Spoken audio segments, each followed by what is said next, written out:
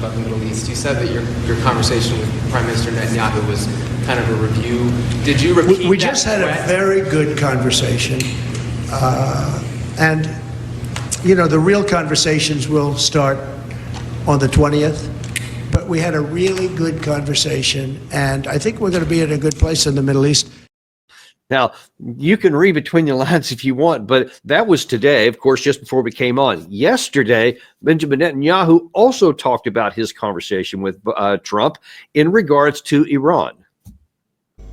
מזכ"ל חיזבאללה, נעים קאסם, אמר את זה אתמול בפה מלא. ציטוט: חיזבאללה איבד את נתיב האספקה הצבאי דרך סוריה. והדברים האלה הם כמובן עדות נוספת לפגיעה הקשה שהסבנו לציר האיראני כולו. אבל עם זאת אני מבקש גם להעביר וגם להזהיר. אנחנו מחויבים למנוע גם התחמשות מחודשת של חיזבאללה, וזה מבחן מתמשך עבור ישראל. עלינו לעמוד בו, ואנחנו נעמוד בו. אני אומר לחיזבאללה ולאיראן בצורה שאינה משתמעת לשני פנים: כדי למנוע מכם לפגוע בנו, אנחנו נמשיך לפעול נגדכם ככל שנדרש, בכל זירה ובכל זמן.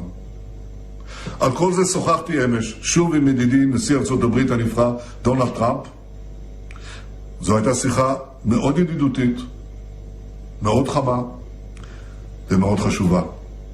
דיברנו על הצורך להשלים את ניצחון ישראל. So who knows what was actually said, but you have Netanyahu kind of saying, we talked about our complete victory, and I declare to Iran that we're going to attack you anytime we need to, etc. What do you think the chances are that before January 20th, that Netanyahu does anything to Iran? Well, the problem that Israel faces is that it does not have the capability to take out Iran's nuclear installations. And that's what Iran has that Israel really cares about. For Israel, the possibility of Iran getting nuclear weapons is an existential threat.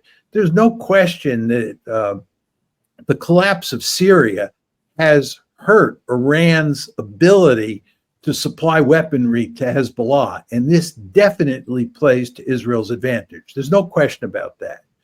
But the fact is, Iran is still in existence, and Iran is enriching lots of fissile material, and it is not far away from where it will have enough fissile material to produce a bomb. And the Israelis, again, view this as an existential threat. Are the Israelis going to attack those nuclear facilities in Iran before January 20th? I think the answer is no, because they don't have the capability. I think they'll wait until Trump comes in office and see if they can convince Trump in tandem to try to take out those nuclear facilities with military force.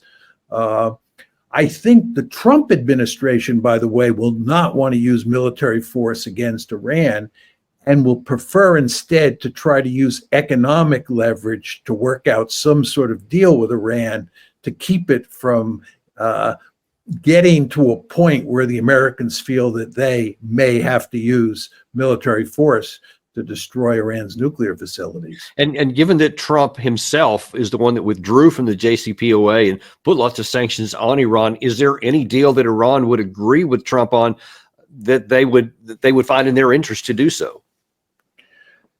It's hard to say. I mean, if Trump offered a real sweetheart deal and the Iranians thought that they could trust Trump for at least the foreseeable future, they might agree. There's no question that Western sanctions have hurt Iran, and the Iranians are looking for a way to break out from those sanctions. And it could be the case. I mean, this is what happened with the JCPOA, that the Iranians could be convinced to put limits on their nuclear program, and Trump then wouldn't have to, or the Trump administration wouldn't have to attack Iran. The problem here, Danny, is that what the Israelis care about more than anything else is Iran's ability to enrich uranium and to reprocess plutonium, because that's how you make a nuclear bomb. The fact that Iran has some nuclear installations is not that big a deal. It's the reprocessing and the enrichment that really matter. And the Israelis want to do away with that. And the problem with the JCPOA, from Israel's point of view, is that it did not put a complete end to enrichment and reprocessing. And that's what they want. And you have to ask yourself, can Trump put enough economic pressure on the Iranians to get them to give up enrichment and reprocessing? In my opinion, that is really the key issue. And I don't think that Trump can do that. And absent that, this problem is simply not going to go away. Yeah, unfortunately, it's hard to imagine Trump even being willing to offer a sweetheart deal because many supporters would just find that anathema. So I think that that's probably not going to get solved anytime soon. But anything that can keep it from going to war would be a good thing for everyone involved. The next thing I want to look to here is the situation south of Iran and north of Israel, and that is with Syria. Since last you and I have talked, Bashar al-Assad has been driven from power. There's a new HTS, this former Al-Qaeda leader, Jolani, is now in charge of that. It's trying to change his stripes. We'll see what that actually turns out to over time. But Israel is not taking any hesitation to take advantage of Bashar al-Assad's leaving.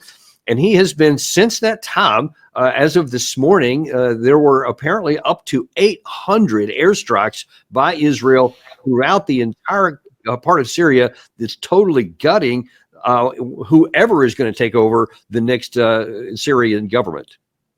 This latest news of the attacks on Syria, I think the number of Israeli strikes is at about 800 now.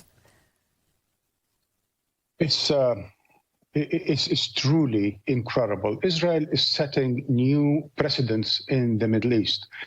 It has been doing so for the past 75, 80 years, but this week, the way it's acting so lawlessly against Syria, as a rogue state, basically bombing the hell out of its neighbor, simply because there has been a change of rulers in Damascus, attempting a peaceful transitional governing there, taking care of the people, and sending all kinds of signals that they have absolutely zero intentions of getting into war with anyone.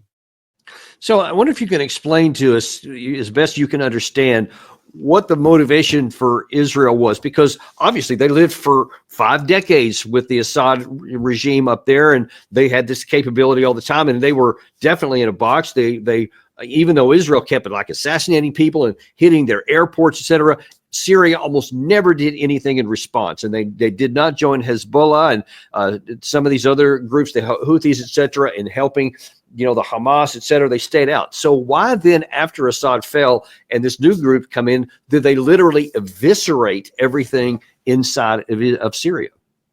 I mean, I think your description of the Syrian threat to Israel in the past is correct. Syria was not a military threat to Israel. So you really wonder, why are they tearing the place apart? And I think Israel's goal here is to basically wreck Syria. And I think that Syria is wrecked. It's not in large part because of Israel, by the way. I think the Americans and the Turks played a much more important role than Israel did in wrecking Syria. But the country is wrecked. Huge chunks of the country are occupied by Turks or Kurds, and by the Americans in the east, and now the Israelis in the south. And it's not only the Israelis who have been bombing in Syria, it's also the Americans who have been bombing. The country is wrecked, and I don't know anybody who thinks that the rebels who are now in control in Damascus are going to be able to restore order in that country. And I think from Israel's point of view, this is a perfectly fine situation. I think if the Israelis had their way, they would do this to every Arab and Islamic country in the Middle East. And speaking of Syria, given all this, the patchwork that's throughout the country right now. If you look at a map of who's in charge of what and where people are, it seems to me that it's pretty unlikely that the Syria that existed, say, in 2011 is ever going to come back again. I mean, do you think that's the case? Well, ever's a strong word. I don't see it in the foreseeable future. I think the thrust of what you're saying is correct. It's hard to see how any government in Damascus could take control of the entire country. I think we'll stay there for as long as we can. The Israelis will stay there for as long as they can. The Turks are going to be a major presence in the northern part of the country. And then furthermore, you have a whole hodgepodge of different rebel groups. You know, we talk about HST sometimes as if it were this unified group that was really the only rebel group in town. But as you well know, that's not the case. So it's hard to see how anybody's going to be able to put Humpty Dumpty back together again, just given all the different groups that are at play inside the country. And the fact that both the Israelis and the Americans and even the Turks don't have that much interest in creating a coherent state inside of Syria. Right. Yeah, and it's evident even from the south. I mean, we could look at the Turks up in the north and what their views are, but I want to look for a second at what Israel is doing. Okay, we just showed you that they're bombing the hell out of the country, as Marwan Bishara said, but also, as Military Summary Channel this morning revealed, they're actually taking territory. Today, different neutral mappers reported that during the previous 24 hours, few more villages were secured by Israeli defense forces. For example, we are talking about the village of Yumla and Maraya. So this is the map by the end of the 15th of December. This is the map by the beginning of the 16th of December. Furthermore, according to the same mappers, the village of Ashariaka also was secured by the Israeli forces. And according to information we have, another small village by the name of Khalidia was secured by Israelis. Also, when talking about the Damascus direction, according to the same mappers, the Israeli forces, as a result of securing operation, managed to secure the territory of the settlement by the name of Beit Jim and to shorten the distance to the next settlements in the Damascus region. So as we can see, the Israeli forces, despite the threats from Turkey, are trying to secure their borders and to secure their sovereignty by taking under control additional territories on the territory of Syria. So what is the play for Israel here, and how far do you think they're going to go? Well, I think they will push as far as they can. And they know they can get away with it because the United States supports them unconditionally. It's very important to understand what the relationship is between Israel and the United States here. When you talk about all this bombing of Syria these days, you want to remember this is in the wake of all the bombing they did against Hezbollah and all the bombing they have done and are doing in Gaza. The Israelis don't have the wherewithal to produce that many bombs and that many aircraft. And in fact, what they're getting is huge amounts of supplies, huge numbers of bombs, and they get aircraft as well from the United States. We're basically bankrolling and supporting in all sorts of ways these Israeli military operations. And we have no ability, because of the power of the Israel lobby, to tell the Israelis no. So they can pretty much do anything they want. And they have, massive military capabilities because we provide them with that capability and we provide them with diplomatic support as well. So I wouldn't be surprised if they end up cleaving off a reasonably large sum of Syrian territory before all is said and done. And from an international theorist relationships position that you are so good at, what is the impact of Israel basically like genuinely suspending all the normal rules of the road about how international relations are done, what you can and can't do according to UN Article 51 about self-defense, etc., then that they are just destroying the military infrastructure of this other country here, and now then they're physically just taking territory because they can. Is there any consequence to this, or is it like, hey, that's just how it's going to work out? Well, there's hardly any consequence to them because we protect them, right? We give them diplomatic support, we give them huge amounts of military support, and we give them economic support.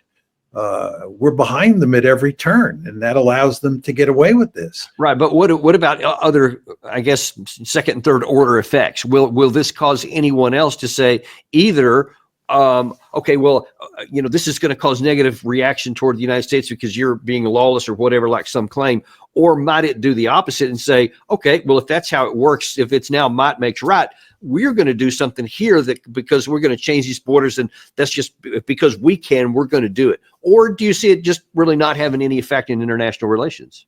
Oh, it'll have an effect for sure. I mean, we have gone to great lengths since the Cold War ended to purvey a set of norms that Israel is violating at every turn. And with regard to international law, the Israelis pay no attention to international law, and we back them up. You want to remember that we tried to do everything we could to delegitimize the decision of the International Court of Justice in January of this year regarding Israel's genocide in Gaza. And then when the ICC issued arrest warrants for Yoav Gallant, the defense minister, or the former defense minister, and for Prime Minister Benjamin Netanyahu, we did everything we could to delegitimize those arrest warrants. If you talk to people in the West, but certainly outside of the West, many people inside the West, and certainly almost everybody outside of the West, they think the United States is wrecking the rules-based order that it created. And there is a great deal of truth in that. And others will see what we're doing, and they will act accordingly. So I think from an American point of view, this is a terrible situation. And before we leave this topic here, just let me ask you also, what is what would happen, first of all, to Israel if the U.S. is not able to provide that diplomatic or military support unconditional that it has? For example, if we suffer, a significant economic collapse or a big drop down, or that we, God forbid, get sucked into a war with either Russia or China, and now all of a sudden we don't have the support to give to them, what impact might that have in the region? It would have a stupendous impact on Israel. If the United States suddenly disappeared from the planet, it just wasn't there to support Israel anymore, it would have a stupendous effect on Israel. Israel could not behave the way it's behaving today without American support. I've often said that in the past, the Israelis prided themselves on being able to fight their own wars and to being able to, provide for their own security. This is not to say they didn't get arms from the United States or from countries like France before that, because they certainly did. But they fought their own wars. That's no longer the case. They're heavily dependent on the United States.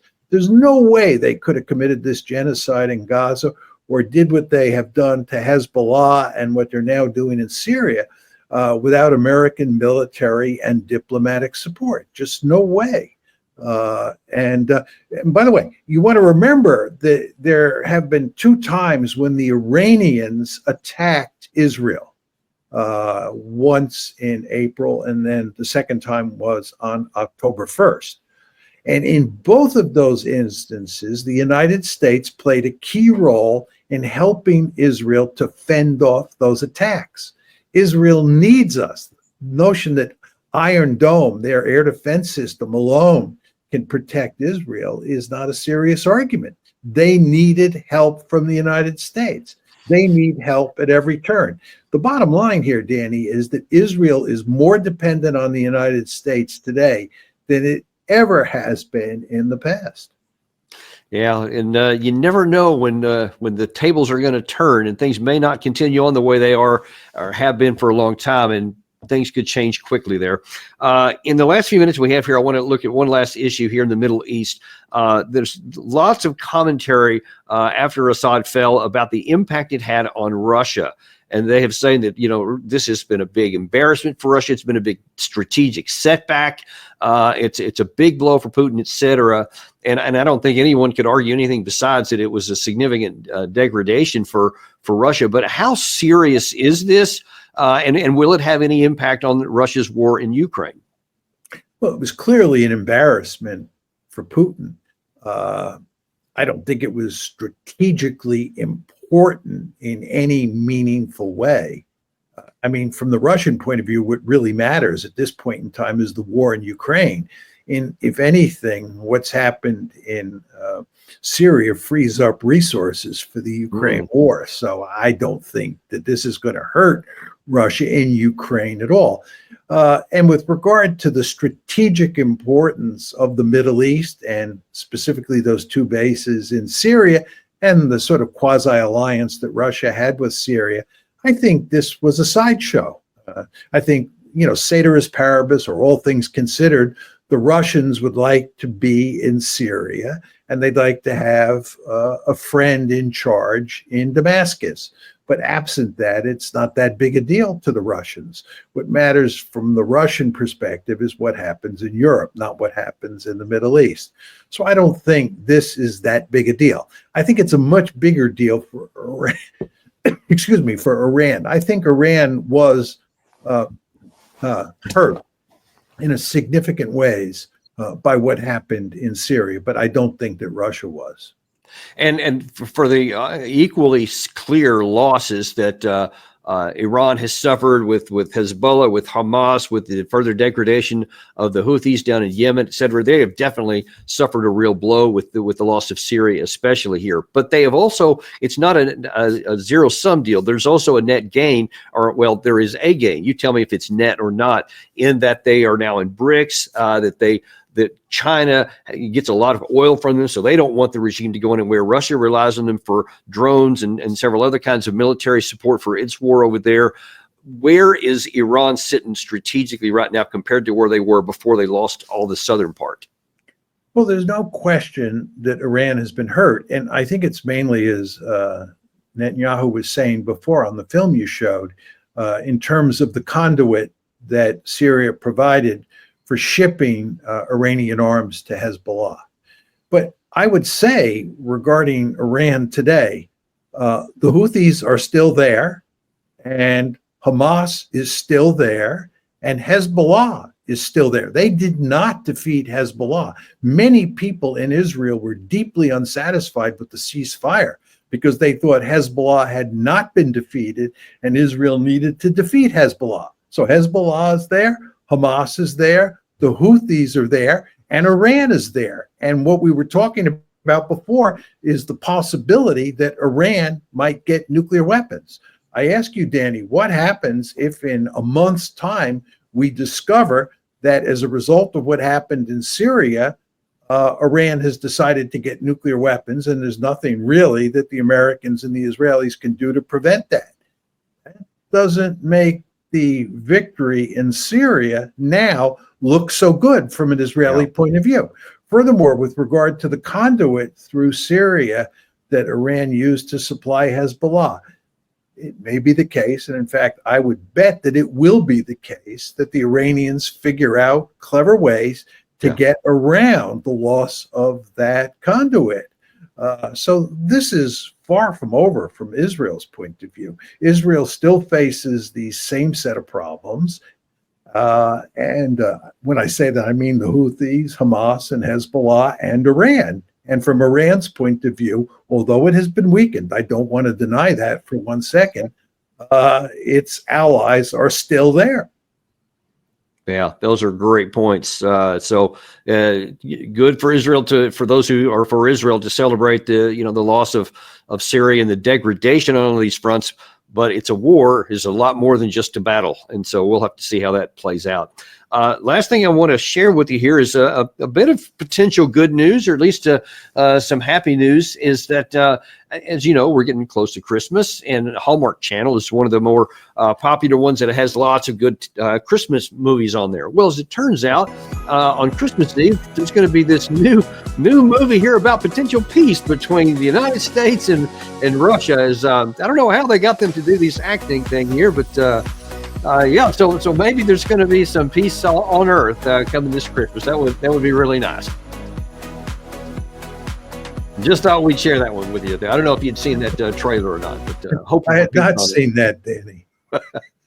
AI is a wonderful thing sometimes. So that would be great to translate that into reality. If we could be friends with everybody, there'd be a lot less wars and a lot less dying. Let's hope. But just wanted to highlight there for all those who can't get enough John Mearsheimer. He's got his Substack in here that he works at, as we now know, very diligently and very personally. You put a lot of effort into that, and there's all kinds of great stuff that you have on there. If you want to know more about Syria's collapse, for example, go see John's Substack, substack.com/Mearsheimer. So appreciate you coming on today, and all these views, really appreciate them. Thank you, Danny. It was my pleasure. And if I don't see you before then, I hope you have a Merry Christmas. And Merry Christmas to you. Thank you very much. And also for you, the rest of you guys, I'll also let you know here this afternoon at about 3:30, if we can get everything done in between now and then. There's going to be a short show here, but it's one that I think is really important because there is an article out today in Foreign Affairs magazine from Mitch McConnell is basically saying, hey, forget about, so-called isolationism. It drives me crazy when people use this. We need to be more aggressive in the foreign policy area. And his logic is just so full of irrational and illogical things. And I'm going to address this because I think it's really important that people understand there's no retreat by having a sane foreign policy, and there is danger in going down this path here. Join us in about 30 minutes. I'm going to give you more details on that. Thank you very much, and we'll see you on that episode of Daniel Davis Deep Dive.